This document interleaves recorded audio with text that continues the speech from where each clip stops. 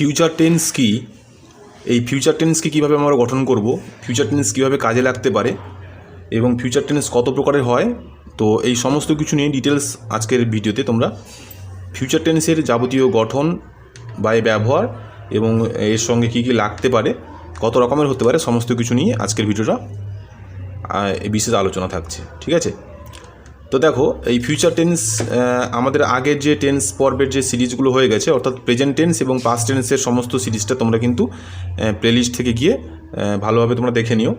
তো আজকে কিন্তু সেই প্রেজেন্ট এবং পাস্টের পরে আজকে আমাদের ফিউচার টেন্সের যাবতীয় কিছু আলোচনা করব। ঠিক আছে, তো দেখতে থাকো তোমরা এই চ্যানেলটা, তোমাদের প্রিয় চ্যানেল লার্ন ইজ উইথ চন্দন। এই চ্যানেলটা তোমাদের হাতে কলমে একেবারে গ্রামার শেখানো হয়, যাতে তোমরা খুব ভালো করে গ্রামারটা শিখতে পারো। ঠিক আছে, তো চলো আজকে আমাদের বিশেষ আলোচনা ফিউচার টেন্স। ঠিক আছে, যাকে বলা হয় সাধারণ ভবিষ্যৎকাল। তো ফিউচার টেন্স এই শেখার পূর্বে আমাদের দেখো এখানে কতগুলো জিনিস তোমাদের অবশ্যই শিখতে হবে। ঠিক আছে, কি প্রথমে দেখো শ্যাল এবং উইলের ব্যবহার। ঠিক আছে, উইলের সাধারণ ব্যবহার, অর্থাৎ ফিউচার টেন্সের উপরে যদি কোনো সেন্টেন্স আমরা লিখতে চাই, তখন কিন্তু আমাদের শ্যাল কিংবা উইলের একটা ব্যবহার আমাদের শিখতে হবে। ঠিক আছে, তো সাধারণ ব্যবহারগুলি কি কি দেখো, এই যে শ্যাল এবং উইল কোথায় কোথায় বসে, এখানে দেখো আইর পরে কিন্তু আমরা শ্যাল লিখব। ঠিক আছে, আইর পরে শ্যাল বসবে, উইর পরে শ্যাল বসবে। বাকি হচ্ছে you will, he will, they will, she will, it will. ঠিক আছে, সোমা হচ্ছে একজনের নাম, সোমার জায়গায় যে কোনো নামও হতে পারে, অর্থাৎ যে কোনো যদি নাম বসে, অর্থাৎ নাউন বসে, সেক্ষেত্রে কিন্তু উইল বসবে। ঠিক আছে, তাহলে শ্যাল এবং উইলের ব্যবহার তোমরা বুঝতে পারলে সাধারণ ব্যবহার। ঠিক আছে, শুধুমাত্র আই এবং উইর জায়গায় শ্যাল বসবে, বাকি সবগুলোর ক্ষেত্রে উইল বসবে। ঠিক আছে, আশা করি তোমরা বুঝতে পারলে। তো এটা তোমরা গঠনটা মনে রাখবে। তারপরে দেখো সাধারণ অর্থে ভবিষ্যৎকাল অর্থাৎ ফিউচার টেন্সের গঠনরীতি কীভাবে হবে, অর্থাৎ কোনো একটা সেন্টেন্স যদি আমরা লিখতে চাই এবং সেটা যদি ফিউচার টেন্স অর্থাৎ ভবিষ্যৎকালে কোনো একটা সেন্টেন্স হবে এরকম যদি লিখতে চাই, তখন তার গঠনরীতি কীভাবে হবে দেখো। তার গঠনরীতি হবে এইভাবে যে প্রথমে থাকবে সাবজেক্ট, তারপরে শ্যাল কিংবা উইল বসবে। এই যে আগের যে নিয়ম অনুযায়ী এখানে সাবজেক্ট এগুলোর মধ্যে যা বসবে সেই অনুযায়ী শ্যাল কিংবা উইল বসবে। তারপরে একটা মেন ভার্ব বসবে, অর্থাৎ যেটাকে আমরা প্রিন্সিপাল ভার্ব বলি, কারণ কি যে কোনো সেন্টেন্স গঠন করতে হলে তো একটা প্রিন্সিপাল ভার্ব লাগে, তো সেই প্রিন্সিপাল ভার্ব বসবে, তারপরে অবজেক্ট বসবে। ঠিক আছে, বাকি যা থাকবে আশা করি তোমরা বুঝতে পারলে। সাবজেক্ট এবং মেন ভার্বের মাঝখানে কিন্তু শ্যাল কিংবা উইল বসবে, তবেই তোমরা বুঝতে পারবে যেটা ফিউচার টেন্সের সেন্টেন্স। ঠিক আছে, এক্সাম্পল একটা দেখো, he will go to the market. ঠিক আছে, তার মানে হিটা সাবজেক্ট বসছে, হির পরে নিয়ম অনুযায়ী একটা উইল বসে গেছে, তারপরে গোটা হচ্ছে মেন ভার্ব। ঠিক আছে, তারপরে টু দ্য মার্কেট হচ্ছে অবজেক্ট, তাহলে সে মার্কেটে অর্থাৎ বাজারে যাবে। ঠিক আছে, আশা করি তোমরা বুঝতে পারলে। এবারে এই বইটি থেকে দেখো ফিউচার টেন্সের বিশেষ ব্যবহার। ঠিক আছে, তো বলছে ফিউচার ইনডিফিনাইট টেন্স অর্থাৎ সাধারণ ভবিষ্যৎকাল। ঠিক আছে, বলা হচ্ছে দেখো to be verb, to be ও টু হ্যাভ ছাড়া অন্যান্য ভার্বের যে ভবিষ্যৎকালের ব্যবহার, অর্থাৎ টু বি ভার্ব এবং টু হ্যাভ ভার্ব তোমরা আগেই শিখেছো। যারা দেখোনি তারা টেন্সের যে ফার্স্ট ভিডিওটা রয়েছে, তো সেখানে টেন্স প্লেলিস্ট থেকে গিয়ে তোমরা সেই ভিডিওটা দেখে নিও, দিলে টু বি ভার্ব এবং টু হ্যাভ ভার্বের বিস্তারিত ব্যবহার সেখানে আলোচনা করা হয়েছে। ঠিক আছে, তাহলে এই দুটো ছাড়া বাকি যে ভার্ব রয়েছে সেই ভার্বগুলোকে আমরা ভবিষ্যৎকালে কী করে ব্যবহার করবো দেখো। এখানে সেন্টেন্সগুলো দেখলে তোমরা বুঝতে পারবে যে আমি বাড়ি যাব, আই শ্যাল গো হোম। ঠিক আছে, দেখো আইর পরে শ্যাল বসছে নিয়ম অনুযায়ী, তারপরে মূল ভার্বটা হচ্ছে গো, তারপরে হোম। ঠিক আছে, আই শ্যাল গো হোম, আমি বাড়ি যাব। আমরা বাড়ি যাব, তাহলে আমরা ইংরেজি হচ্ছে উই, তাহলে উই শ্যাল গো হোম। ঠিক আছে, তুমি বাড়ি যাবে, ইউ উইল গো হোম। আপনি বাড়ি যাবেন, ইউ উইল গো হোম। সে বাড়ি যাবে, হি উইল গো হোম। তারা বাড়ি যাবে, দে উইল গো হোম। ঠিক আছে, তিনি বাড়ি যাবেন, সি উইল গো হোম। ঠিক আছে, তাহলে আশা করি সবাই বুঝতে পেরেছো। তাহলে আই এবং উইর পরে শ্যাল বসে, তাই শ্যাল বসছে, এবং মূল ভার্ব তারপরে বসে, তারপরে বাকিগুলো হচ্ছে কমপ্লিমেন্ট, অর্থাৎ বাকিগুলো কিন্তু এখানে বসে গেল নিয়ম অনুযায়ী। ঠিক আছে, এবারে দেখো এখানে বলছে যে সাধারণ অর্থে ভবিষ্যৎকাল বোঝাতে হলে যেমন অর্থাৎ করব, খেলবো, যাবেন, ঘুমাবেন, মূল ভার্বের আগে পার্সন অনুযায়ী শ্যাল বা উইল বসাতে হয়। শ্যাল বা উইলের পর মূল ভার্বটি অপরিবর্তিত রেখে বসে। ঠিক আছে, তাহলে দেখতে পাচ্ছ এই যে সাবজেক্ট বসছে, তারপরে হচ্ছে শ্যাল বা উইল বসছে, তারপরে মূল ভার্ব বসছে, তারপরে যা আছে তাই বসে গেছে। ঠিক আছে, আশা করি ফিউচার টেন্স কীভাবে গঠন করতে হয় আশা করি তোমরা বুঝতে পারলে। এরকম আরও কতগুলো উদাহরণ দিয়েছে দেখো, সে অঙ্কগুলি করবে। ঠিক আছে, তাহলে সে ইংরেজি হচ্ছে হির পরে নিয়ম অনুযায়ী একটা উইল বসিয়ে দাও। ঠিক আছে, উইল বসে গেল। করা ইংরেজি হচ্ছে ডু, অঙ্কগুলি হচ্ছে দ্য সামস, ঠিক আছে, সামস মানে হচ্ছে অঙ্ক। তাহলে he will do the sums, তারা ক্রিকেট খেলবে, তাহলে দে উইল প্লে ক্রিকেট, ঠিক আছে। তুমি কাল যাত্রা করবে, অর্থাৎ ইউ উইল স্টার্ট টুমোরো, যাত্রা করা মানে হচ্ছে কোনো জায়গা থেকে কোনো জায়গায় যাওয়া শুরু করা, ঠিক আছে। তোমরা কাল দেরিতে আসবে, তাহলে you will come late tomorrow, ঠিক আছে, টুমোরো মানে হচ্ছে আগামীকাল, ঠিক আছে। আমরা পরীক্ষায় বসবো, তাহলে we shall take the test, take এখানে পরীক্ষায় বসার অর্থ, কিন্তু এখানে টেক কথার অর্থ হিসেবে ব্যবহার করা হয়েছে। টেস্ট মানে হচ্ছে পরীক্ষা, তাহলে we shall take the test. তারপরে দেখো আমি বাস পাবো না, তাহলে I shall miss the bus, পাবো না অর্থে এখানে মিস করবো অর্থে, পাবো না অর্থে ব্যবহার করা হয়েছে, তাহলে আই শ্যাল মিস দ্য বাস।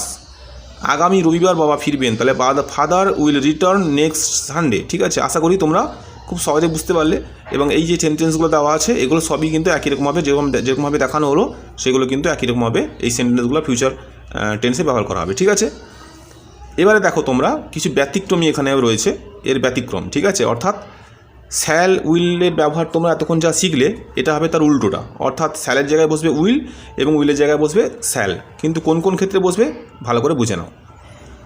বলছে প্রতিজ্ঞা, সংকল্প, আদেশ, বাধ্যবাধকতা প্রভৃতি বোঝাতে শ্যাল এবং উইলের ব্যবহার, ঠিক আছে।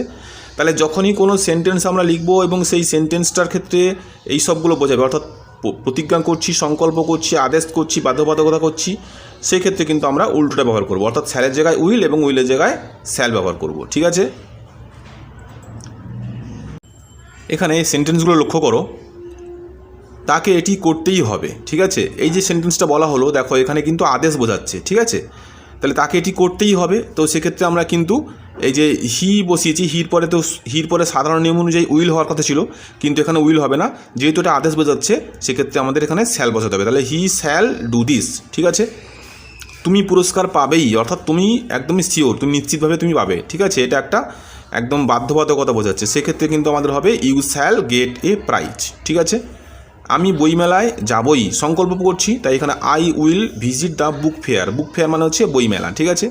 তোমরা আগামীকাল অবশ্যই উপস্থিত আমরা আগামীকাল অবশ্যই উপস্থিত থাকবো, ঠিক আছে, সংকল্প করলাম, তাহলে টুমোরো মানে হচ্ছে আগামীকাল, উই উইল বি প্রেজেন্ট, ঠিক আছে। তোমরা নিয়ম মানবে, তাহলে you shall obey the rules, obey মানে হচ্ছে মানা, ঠিক আছে, রুলস মানে হচ্ছে নিয়ম। আশা করি তোমরা বুঝতে পারছো যে যেখানে যেখানে আগের নিয়ম অনুযায়ী শ্যাল হওয়ার কথা সেখানে হচ্ছে উইল, এবং যেখানে যেখানে উইল হওয়ার কথা সেখানে হচ্ছে শ্যাল, ঠিক আছে।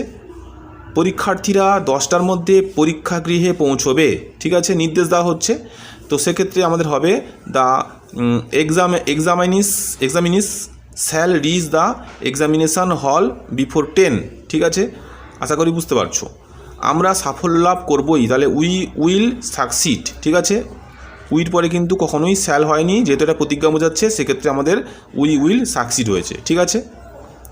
এবারে দেখো বলছে এখানে যে উপরের সেন্টেন্সগুলিতে প্রতিজ্ঞা, সংকল্প, আদেশ, নির্দেশ ইত্যাদি বোঝাতে ফার্স্ট পার্সনে উইল এবং সেকেন্ড পার্সন এবং থার্ড পার্সনে শ্যাল ব্যবহার করা হয়েছে, অর্থাৎ সাধারণভাবে ভবিষ্যৎকালে যেভাবে শ্যাল বা উইল বসে এক্ষেত্রে তার বিপরীত হয়। আশা করি তোমরা বুঝতে পারলে, ঠিক আছে। এরকম আরও কিছু সেন্টেন্স এখানে দেওয়া হয়েছে, ঠিক আছে। যেমন ধরো মিথ্যে কথা বলবে না, তাহলে মিথ্যে কথা বলবে না, ঠিক আছে। You shall not tell lies, ঠিক আছে। সে আমার আদেশ পালন করবে, তাহলে হি শ্যাল ওবে মাই অর্ডার্স, ঠিক আছে। আশা করি সেন্টেন্সগুলো তোমরা খুব ভালো করে বুঝতে পারছো। দেখো আমরা এবছর অমরনাথ যাবই, ঠিক আছে, দৃঢ় সংকল্প করছি, তাহলে this year we will go to Amarnath, ঠিক আছে। উই পরে শ্যাল হওয়ার কথা ছিল, কিন্তু এখানে শ্যাল না হয় উইল হয়েছে, ঠিক আছে। রমেশের আজ স্কুলে যেতে হবে, তাহলে Ramesh shall go to school today. এই সেন্টেন্সগুলোকে তোমরা নিজের খাতাতে প্র্যাকটিস করবে এবং যেভাবে রুলসগুলো বলা হলো সেই নিয়ম অনুযায়ী তোমরা খুব সহজেই আশা করি করতে পারবে। এবারে লক্ষ্য করো যে কয়েকটি ক্ষেত্রে প্রেজেন্ট ইনডিফিনিট টেন্সে ব্যবহার করা হয়, অর্থাৎ কয়েকটি ক্ষেত্রে এতক্ষণ তো তোমরা ফিউচার টেন্স শিখলে, কিন্তু কিছু কিছু ক্ষেত্রে যেটা বাংলা মানেটা কিন্তু ফিউচার টেন্সের মতো শুনতে লাগলেও, অর্থাৎ ভবিষ্যৎকালের মতো শুনতে লাগলেও সেটা কিন্তু প্রেজেন্ট ইনডিফিনিট টেন্স হয়, ঠিক আছে। তাহলে কোথায় কোথায় প্রেজেন্ট ইনডিফিনিট টেন্স হবে বা সাধারণ বর্তমান ব্যবহার করা হবে সেটা দেখো। বলছে যখন আমরা কোনো টাইম টেবিলের উপর নির্ভর করে টাইম টেবিলের উপর নির্ভর করে কোনো ভবিষ্যৎ ঘটনার কথা উল্লেখ করি তখন প্রেজেন্ট ইনডিফিনিট টেন্স ব্যবহার করা হয়, ঠিক আছে।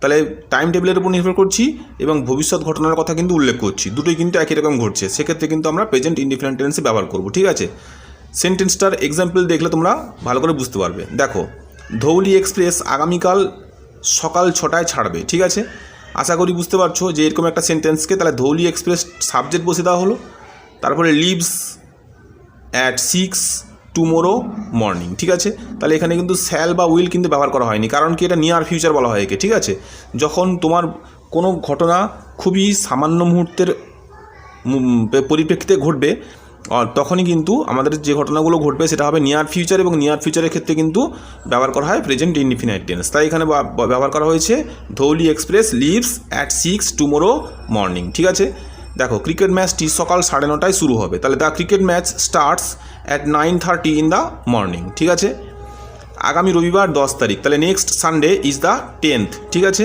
আশা করি বুঝতে পারলে যে প্রেজেন্ট ইনডিফিনিট টেন্স কখন আমরা ব্যবহার করছি, যখন আমরা নিয়ার ফিউচার ক্ষেত্রে কোনো সেন্টেন্স লেখার চেষ্টা করছি। ঠিক আছে, আবার দেখো, ভবিষ্যতে দুটি কাজ বোঝাতে যদি when, as, while, before, after, as soon as এবং আনটিল ব্যবহার করা হয়, তাহলে তাদের পরে প্রেজেন্ট ইনডিফিনিট টেন্স হয়। ঠিক আছে, এগুলো মনে রাখবে, when, as, while, before, after, as soon as এবং আনটিল, এগুলোর ক্ষেত্রে কিন্তু অবশ্যই যখন লেখা হবে তারপরে কিন্তু প্রেজেন্ট ইনডিফিনিট টেন্স ব্যবহার করা হবে। ঠিক আছে, যদি অতিথিরা এখানে আসবেন আমরা কফি খাবো, যখন অতিথিরা এখানে আসবেন আমরা কফি খাবো, তাহলে উই উইল হ্যাভ কফি। ঠিক আছে, when the guest get here, তাহলে বুঝতে পারছো যে এখানে হোয়েন ব্যবহার করা হয়েছে, তাহলে হোয়েনের পরে কিন্তু যেটা লাগানো হয়েছে দ্য গেস্ট গেট হেয়ার, এটা হচ্ছে প্রেজেন্ট ইনডিফিনিট টেন্স। ঠিক আছে, দেখো, বন্ধ হয়ে যাওয়ার আগেই আমাকে ব্যাংকে যেতে হবে, তাহলে I must get to the bank before it clauses. ঠিক আছে, এটা হচ্ছে প্রেজেন্ট ইনডিফিনিট টেন্স। ঠিক আছে, আশা করি বুঝতে পারলে। যেভাবে বলা হলো এক্ষুনি সেভাবে কিন্তু একই কথা প্রযোজ্য কিন্তু ইফ, হু এবং হুইচ এবং দ্যাটের ক্ষেত্রেও। তাহলে যে সমস্ত সেন্টেন্সে ইফ, হু, হুইচ এবং দ্যাট থাকবে সেক্ষেত্রে কিন্তু এই যে প্রেজেন্ট ইনডিফিনিট টেন্সও ব্যবহার করা হবে। দেখো, সোমার সঙ্গে তোমার দেখা হলে তাকে একটা খবর দিতে পারবে কি, প্রশ্ন করা হচ্ছে। তাহলে দেখো, can you give Soma a message if you see her. দেখো, ইফ রয়েছে, তাহলে কন্ডিশন রয়েছে, তাহলে ইফ ইউ সি হার, এখানে ইফটা যেহেতু রয়েছে সুতরাং এখানে কিন্তু প্রেজেন্ট আমরা ফিউচার না করে প্রেজেন্ট ইনডিফিনিট টেন্স করেছি। ঠিক আছে, যারা আগে আসবে তারা ভালো সিট পাবে, তাহলে those who arrive early will get the best seat. ঠিক আছে, আশা করি বুঝতে পারলে। যাতে সব কিছুই প্রস্তুত থাকে আমি তার ব্যবস্থা করব, তাহলে I will make sure that everything is ready, তাহলে এভরিথিং ইজ রেডি এটা হচ্ছে প্রেজেন্ট ইনডিফিনিট টেন্স। ঠিক আছে, আশা করি তোমরা বুঝতে পারলে যে আজকের ভিডিওতে ফিউচার টেন্স কাকে বলা হয় এবং কোন কোন ক্ষেত্রে ফিউচার টেন্স ব্যবহার করা হয়, ফিউচার টেন্সের গঠন কেমন, এবং আবার কখনো ফিউচার টেন্সটা প্রেজেন্ট ইনডিফিনিট টেন্স বা সাধারণ বর্তমানকালে ব্যবহার করা যেতে পারে এবং সেক্ষেত্রে কী কী নিয়ম প্রযোজ্য হতে পারে সেটা তোমরা বিস্তৃতভাবে এই ভিডিওর মাধ্যমে শিখতে পারলে। ঠিক আছে, ভিডিওটি কেমন লাগলো তোমরা অবশ্যই কমেন্টে জানিও। তোমাদের কারে উপকার হচ্ছে, উপকারে লাগছে, কতটা উপকারে লাগছে সবটা কিন্তু তোমরা কমেন্টের মাধ্যমে তোমাদের মতামত অবশ্যই জানিও। ঠিক আছে, টেন্সের পুরো সিরিজ শেখার জন্য টেন্সের উপর যে প্লেলিস্ট রয়েছে সেই প্লেলিস্ট থেকে গিয়ে তোমরা একে একে সমস্ত সিরিজ টেন্সটা কমপ্লিট করো। এছাড়াও টেন্স গ্রামারের উপরে যত রকমের ভয়েস রয়েছে বা যেগুলো রয়েছে সেগুলো সবটাই কিন্তু তোমরা একে একে গ্রামার আমার এই চ্যানেল থেকে শিখতে পারো। ঠিক আছে, গ্রামার শেখার সাথে সাথে ট্রান্সলেশন শেখাটা খুব জরুরি, সুতরাং ট্রান্সলেশন করার জন্য একটা প্লেলিস্ট করা হয়েছে, সেখানে খুব সাধারণ থেকে একদম অ্যাডভান্স লেভেল পর্যন্ত সব দেওয়া আছে, তোমরা সেখান থেকে গিয়ে নিজের মতন করে প্র্যাকটিস করতে পারো। ঠিক আছে, তো আজকের মতন ভিডিওটা এই পর্যন্তই, নেক্সট ক্লাসে তোমাদের সঙ্গে আবার দেখা হচ্ছে। টাটা।